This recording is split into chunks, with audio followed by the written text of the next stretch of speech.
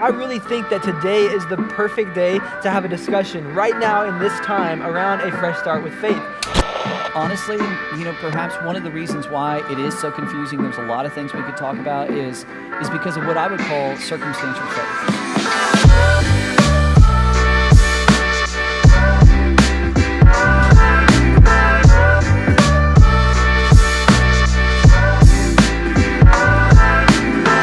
Hey, welcome everybody. My name is Jordan. This is Matt. And together we get to lead student ministry here at North Point with an incredible team. And we are so grateful that you have tuned in here today because our goal at North Point is ultimately to inspire people to follow Jesus. We really believe that wherever you are on that journey, or however great or difficult life may be right now or somewhere in between, we just think life is better with Jesus in it.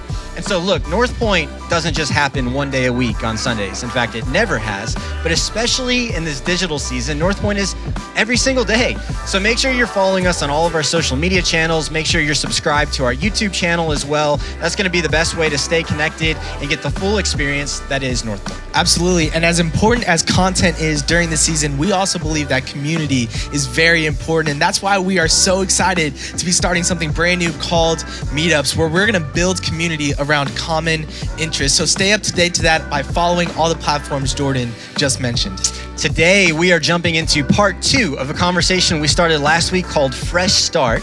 And over the next several weeks, we're gonna have a series of conversations around some of the most important areas in our life and how it is that we can take a fresh start in those areas. In fact, today we're tackling a big one. We're gonna have a conversation specifically around faith and what it looks like to have a fresh start around faith in this season.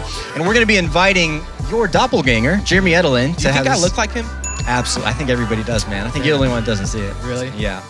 But I really am so grateful for you guys. Oh, man, I really appreciate that. No, I mean, I really mean it, because if it weren't for both of you, I would be the short guy on staff. No, but in all seriousness, we know how different it has been for so many of us to connect with faith in this season. So today really is a crucial conversation. Absolutely. When it comes to that idea of having a fresh start with our faith, I feel like for so many of us who are watching today, we've had to do that when it comes to moving and watching services online. So like Jordan said, today's conversation is incredibly important. But before we move on to what's next, we just want to say a thank you for each and every single one of you guys who are watching today who have chosen to invest financially in our mission and vision at North Point. It's because of you that people who have never walked into North Point before have been able to take next steps in their faith based off your generosity. So from the bottom of our hearts, we just want to say thank you. And if you are interested in taking that next step for yourself, I would like to direct you to mpaustin.com/give. With all that being said, guys, thanks again for tuning in today. Here is part 2 of Fresh Start.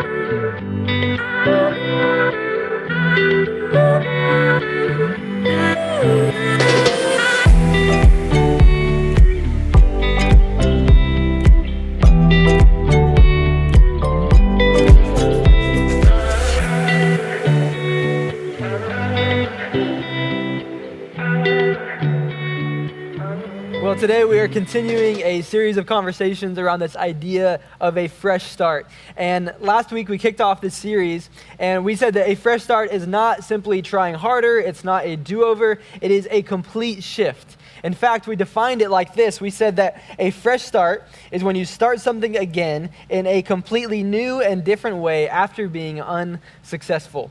And today we're going to dive right back into that conversation, but we are going to look at specifically what a fresh start looks like when it comes to faith. And I really think that today is the perfect day to have a discussion right now in this time around a fresh start with faith, because there's so much going on. There's so many questions that people have about God and faith. There's so much unknown with the future. I mean, think about the church. The church looked radically different just 6 months ago than it does today. And people have, what does my faith look like when the church looks so different today? And so today is the perfect time to have this discussion. But we wanted to try something a little bit different. And so instead of you hearing from our lead pastor, Buck, the entire time, we turned the tables and we put Buck here in the hot seat. Buck, you're here sitting with us. We're going to have a conversation about faith, fresh start. But first, how are you doing? Well, thanks for asking, Jeremy. I feel pretty good right now. And this is kind of fun, the roles reversed, because I remember the day way back when in a mentoring relationship when we were just hanging out. And I was asking all the questions, and I remember. Talking about life and talking about God and talking about girls and just one girl. Oh, that's right, Ashley. Yeah. Shout out to Ashley. Yeah, just Ashley. That's right. Yeah. But I remember back then, and just those conversations were great, and to think the roles are being reversed now is a lot of fun. And something else I remember back then is, as I noticed, you just got a haircut. Yep. And but back then your hair looked a lot different. In fact, you looked a little bit like Justin Bieber. And I know you're going to kill me for this, but guys, I've got a picture of Jeremy and his Justin Bieber kind of look-alike, doppelganger kind of thing. Yeah. So, that was kind of fun back then. Yeah, Buck, thinking about, I learned from my mistakes. Like, I had that hair in middle school and high school, and then I grew up, and then I changed my hairstyle. You have had your hair since middle school, high school? Well, it's, my 8th grade year, so closer to high school, just to clarify. I'm sorry, yes, just to clarify. Yeah, but the reason, it was a 90210 inspired. Remember Dylan on 90210? I don't remember, but sure, I'll take your word for it. I know. So he had spiky hair, but what I'm thinking is old things become new things, and it keeps going this cyclical thing. Yep. And so I just keep my hairstyle goes in and out and in and out. So I just hold on to it. Yeah, and it's pretty long right now. It is very long. I remember thinking back to when we first met, 2009. North Point just started. I came to North Point to church with my family. I didn't grow up in church, and came with my parents, and I actually had a lot of questions about faith back then. And I remember seeing you up on stage and thinking to myself, man, if anybody's got the answers to those questions, it's that guy. Oh, dear. And so I went home, over that weekend, and I typed up a novel of questions about everything I didn't understand or know about faith. And I sent you that email, and you tell me about, receiving that, or... I'm still looking for it. I think it's in my junk, folder or something. Sure. But here's the deal. Sure. God is so big that he can handle those kind of situations, and here you are today. Well, luckily, God put Ashley in my life, and I stuck around at church because of a girl, not because of answers to faith. All that stuff came a little bit later. Wow. Thank God for Ashley. But I would say, just in all seriousness, being on the other side of you, I would say to everybody who's watching, you are the perfect person to have a conversation with about faith. Because I think a lot of people sit where I am sitting. People, they want to send you emails. They want to meet with you. They want to ask you questions about life and faith and God. And that's what you get all the time. And in my 10 years, for me personally, on the other side of you, I can honestly say I've learned more about faith from you than any other person on the planet. And watching you lead North Point, I've come from a student to being in college and then being on staff, and my role has changed, and I've seen you in a lot of different ways behind the scenes. Watching you lead North Point, watching you lead your family, going through all of the life struggles that have come your way, your mom passing away in those first couple of years of North Point, and then just the roller coaster ride that you've been on leading North Point behind the scenes. I can honestly say to everybody watching that you are one of the most faithful men that I've ever met. And I just want to say thank you for that, and also just thank you on behalf of all of North Point for your faithfulness as our pastor. We are so incredibly grateful for you. You are over the top, my friend. I feel like I should give you a hug right now after all that. Well, I'm an introvert, and so normally I'm a huge hugger, but social distancing, I think, rain check. Just perfect timing, that works, huh? Yeah. But when it comes to faith, there's a lot of confusion around this topic, right? Think about what's just happening in our world today. I mean, you open up the news and, people have questions about God and things that are unknown.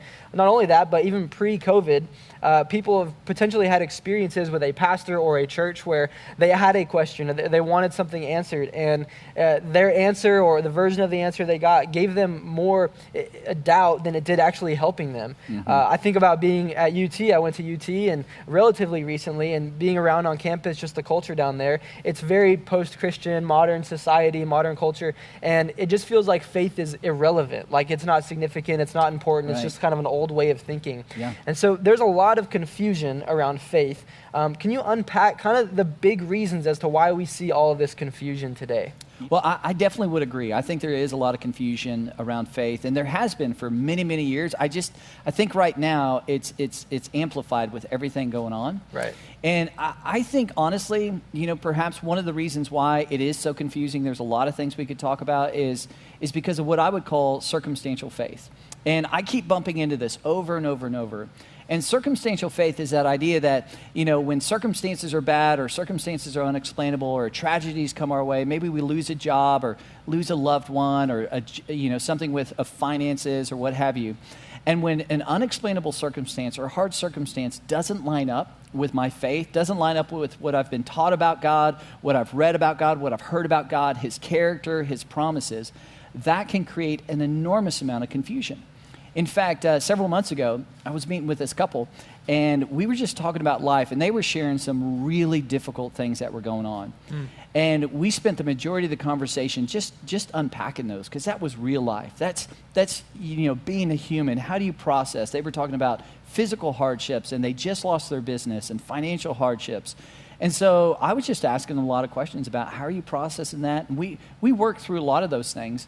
And towards the end of the conversation, they said, Buck, our question for you, though, is in all of this, is how do we still believe in God? Because they said, we don't think we believe in God. When I asked them why, they said, the reason we don't believe in God is because, if God loved us, if God was for us, then why would all these things happen? Mm-hmm. And I think that's a fair question, but that conversation shifted to the circumstantial faith. To go, when we lean our faith against, circumstances, or the foundation of our faith is what's happening around us, I'm just telling you, that leads to very, very fragile and confusing faith. Right. So circumstantial faith, God loves me when things are good. I believe in God. I love God when things are good. Right. And then when things are bad, where did God go? God is bad. I don't believe in God anymore. God doesn't love me. I can see how that could lead to a fragile faith. Sure. With little foundation. Can you unpack that a little bit more, though? What does that fragility look like, when it comes to going forward with our faith then? Yeah, I think the thing that makes it so fragile is for you and I think all of us, we're just terrible at interpreting, circumstances like these tragedies and hardships and difficulties. We try to connect the dots, and oftentimes I think to myself, we are finite beings with a very limited perspective. And we continue to try to project these circumstances on God and go, hey, this is what's happening, or this is why God, or here's how all the dots connect. And I'm just telling you, we're terrible at it, and it creates a lot of confusion. And it really reminds me of my boys and something that happens with, my kiddos, especially when they were small. And so I think about, my son, Sam, he's now, 17, almost 18. But when he was a little boy, I think 3 or 4 years old, I'd take him to the doctor, and the doctor would say, hey, he needs to get a shot. And as soon as Sam heard that, he would look at me and be like, no, Dad, that, I'll never, Terrified. Yeah, he's freaking out. And then I would look at the doctor and I'd say, go ahead and give it to him, and the nurse would come in or what have you. And as he was getting the shot, he would look at me with these crocodile tears and this expression like, Dad, you don't love me. Dad, you're not for me. And if we could freeze that moment, in that moment, I think Sam would walk away. Sam would just say, hey, I'm done with my dad, because it's clear he doesn't love me. But the problem is he just had a very limited perspective, because the truth is I couldn't love him anymore. The truth is I was 100% for him, and that's why I was allowing the pain of the shot, because I love him. And I think that's from, my kids to me, which, I've got 20 years or 25 years on my kids. But I think we do the same thing with God. But yet God has infinite years on us. And we simply do not know what God is up to. And oftentimes when we try to, interpret these circumstances, connect the dots, I just think that can lead to a lot of confusion and really make faith extraordinarily, extraordinarily fragile. Yeah, that's a great way to illustrate it. When it comes to the church, what role has the church played in circumstantial faith and this whole idea? Yeah, I think the church has done some great things. Around the world, when it comes to hospitals, when it comes to the hungry, when it comes to the poor, I think just when it comes to meeting people in everyday life and giving us strength and hope and meeting people in times of grief, the church is awesome. But I think over the last, 50 to 70 years, there's been this shift in the church to begin to sign God's name to promises he's never made. And say, hey, this is going to be your best life ever, and you're going to have the greatest marriage if you just have enough faith, and you're going to have all this finances, and you're going to get the cars, and you're going to get the vacation, and you're going to have this greatest looks, and your kids are going to get into the schools that they want. Just have faith. And honestly, I just think that's led to an enormous amount of confusion, because that's not what God promised.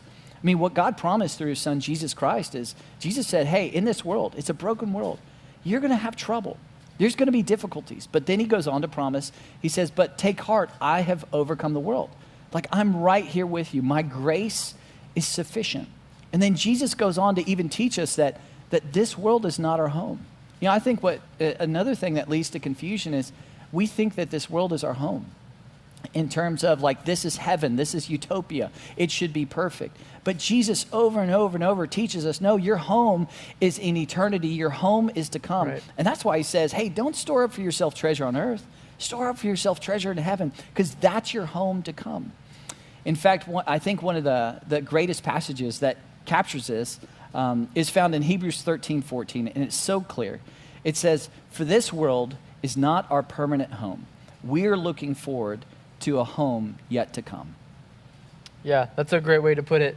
I know for me, I had a phone conversation this week with a friend, and I called them and said, hey, how are you doing? And they said, oh, doing good. But honestly, like, I'm a little freaked out. I'm a little scared. I'm a little nervous about what's going on in the world and in the news and just all the unknowns. And this is a person that I would consider to have, really, really strong faith. They've been a follower of Christ for a really long time.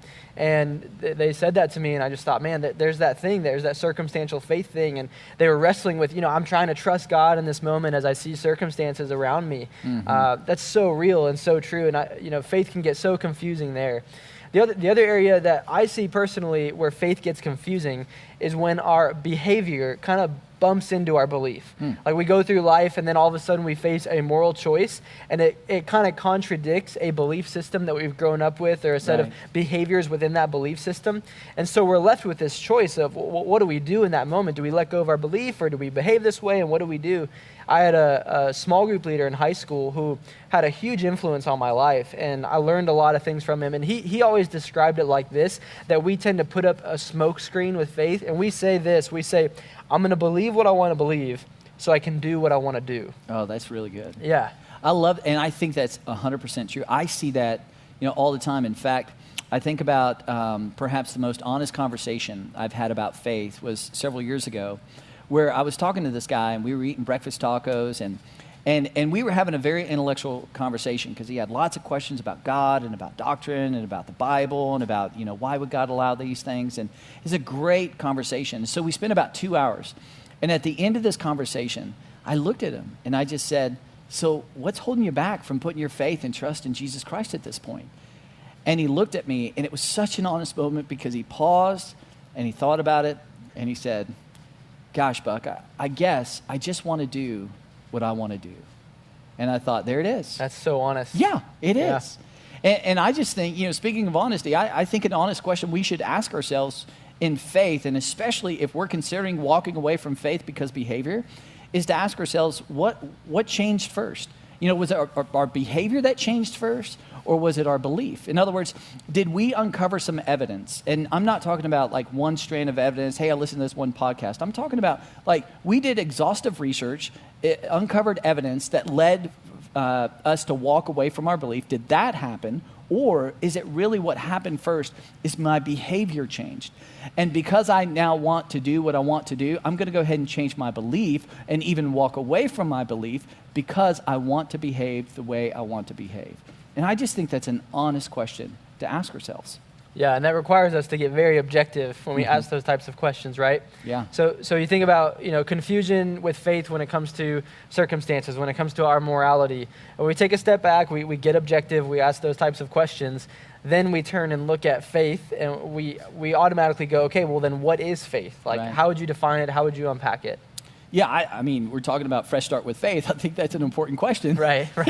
What's faith? And I think to answer that, you've got to define what faith is and what faith is not. And faith is not a power or a force somehow that you tap into to change outcomes. That you get a bunch of people on social media to, get faith with you, and now we're going to change this outcome. I get that, but that's not faith. That's much more like magic. And faith is not a formula. It's not this idea, if I pray and if I say these words and if I give money to the poor and read my Bible, all of a sudden, I can tap into faith. And faith is certainly not a feeling. And I think that's important because people have come up to me and they've said, hey, Buck, I wish I had what you had. And I'm like, what is that? And they're like, that feeling that you believe God's real and all that. I just wish I had that. And I'm like, I don't think I have that. I think it's based on the evidence. And faith is not a feeling. And so the question is, what is faith? And I think the greatest definition of faith really is found in the letter of Hebrews. And the letter of Hebrews is all about faith. It's the author's writing it to a group of people who are wanting to walk away from their faith because they're feeling these circumstances. They're having all kinds of hardships and persecution. And the author of Hebrews says, you don't have to walk away from your faith. And in this letter, he gives a great definition. Hebrews 11:1, here's what he says. Now, faith is confidence in what we hope for and assurance about what we do not see. I love that definition of faith because I think it captures it right there. And it really illustrates the fact that we all have hope. I mean, we hope to get the job. We hope she dates me. I hope he dates me. I hope to get into school. Whatever that is, we all have hope. But the question becomes, how do we have confidence in what we hope for and assurance of what we do not see? And what gives us the confidence is really the object of our faith. In fact, to kind of illustrate that, imagine this, and this would be a good scenario for you. Imagine if I walked in your office and I said, hey, Jeremy, you got a big raise.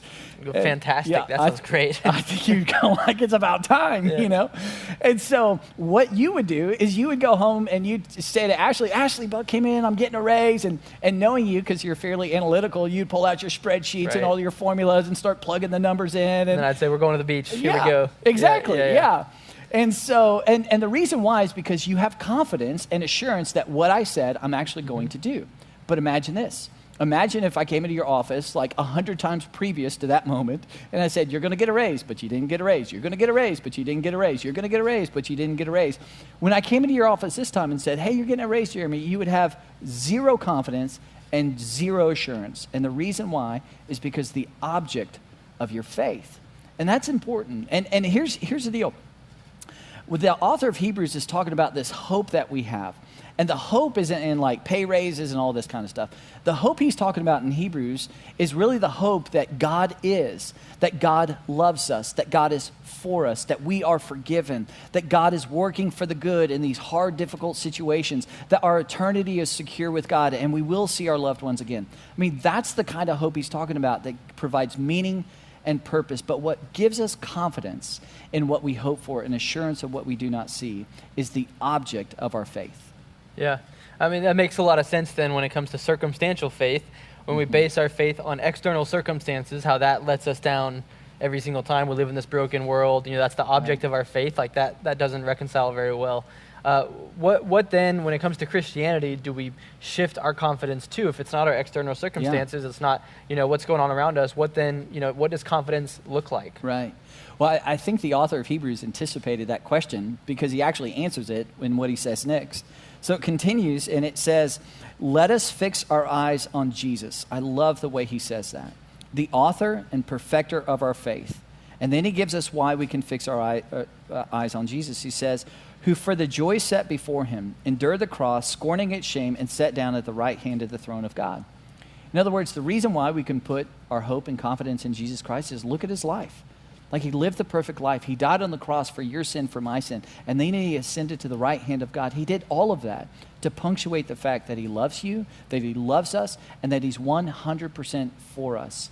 And when we fix our eyes on Jesus, that's what gives us this confidence and assurance. But I'm telling you, anytime we waver, anytime we begin to go, well, circumstance, and I'm looking over here, and we take our eyes off Jesus Christ, it leads to confusion. It leads to questions, does God love me? Is God for me? And we get into all this and that makes it, again, so incredibly fragile. Yeah.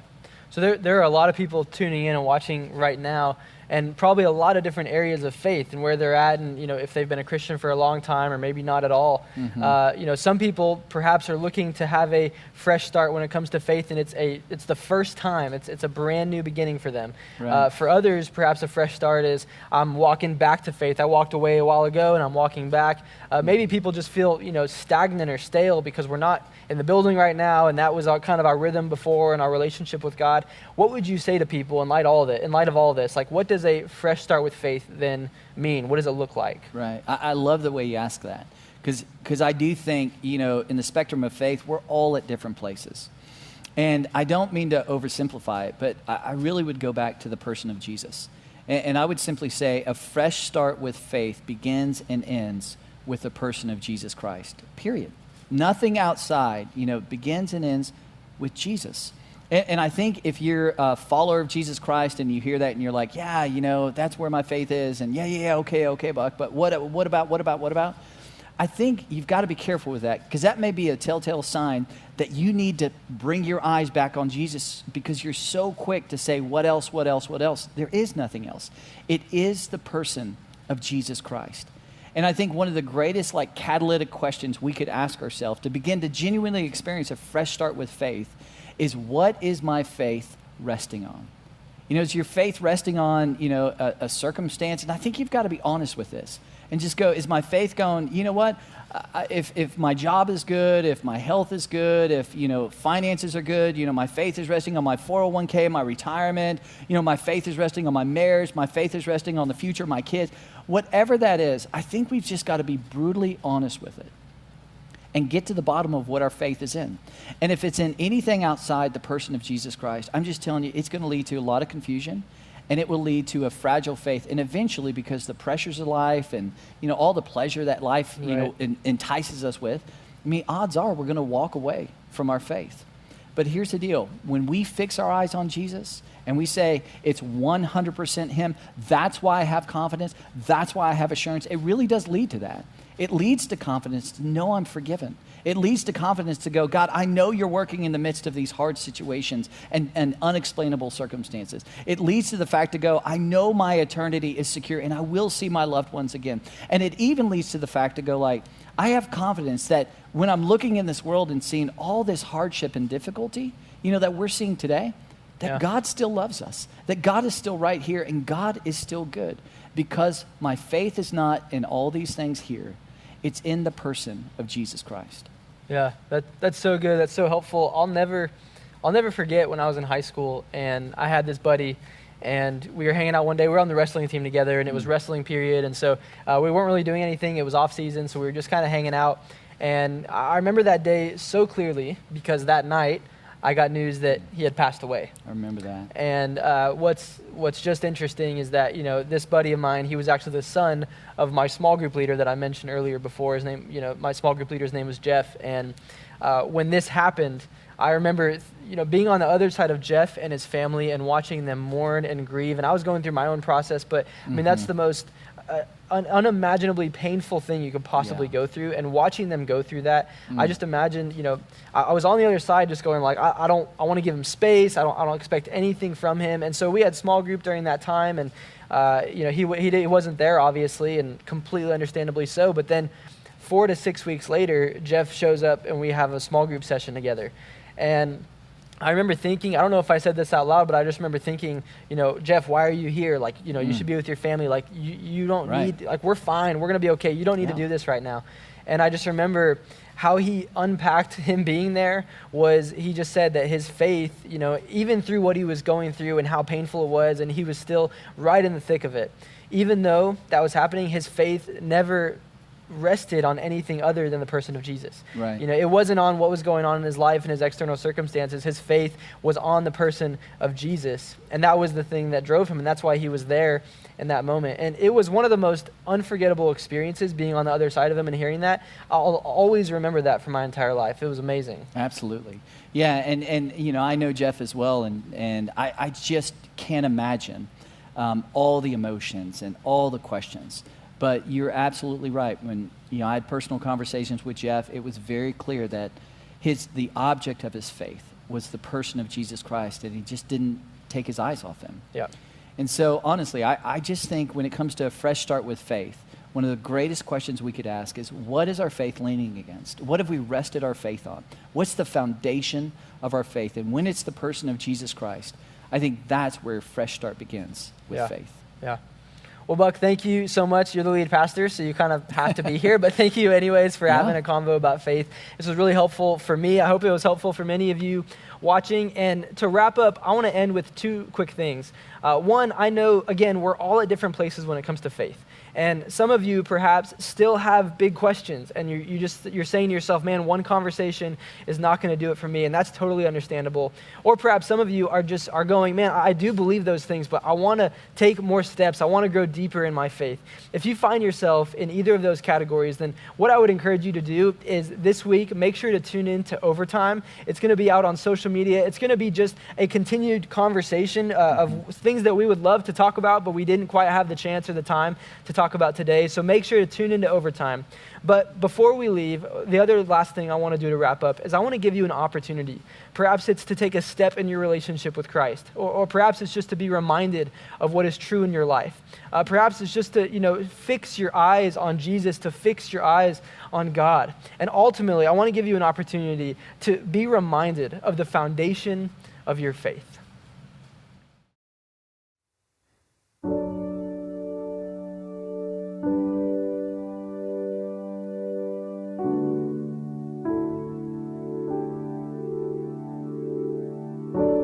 The earth is filled with your great grandeur.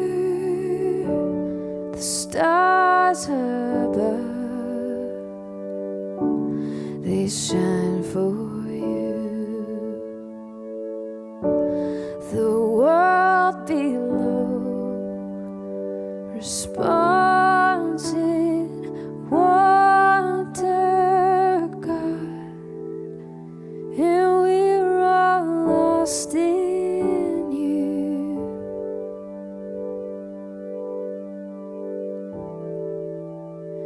In all you say and do,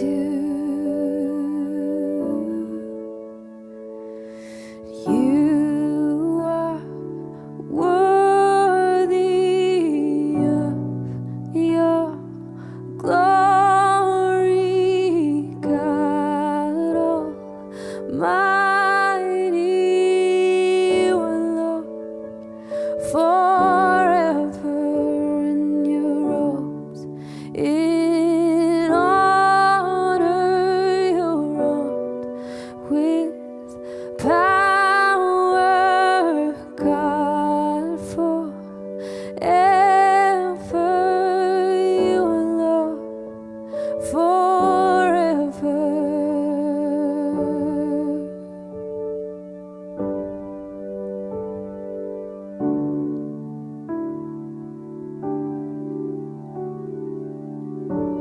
The waves resound, they pound your praises.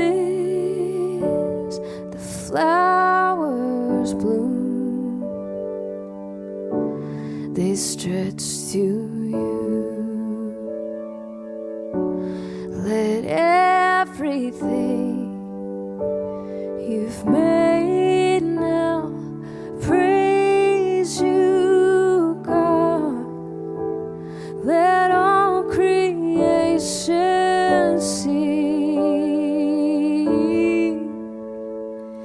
you are worthy of your glory, God Almighty,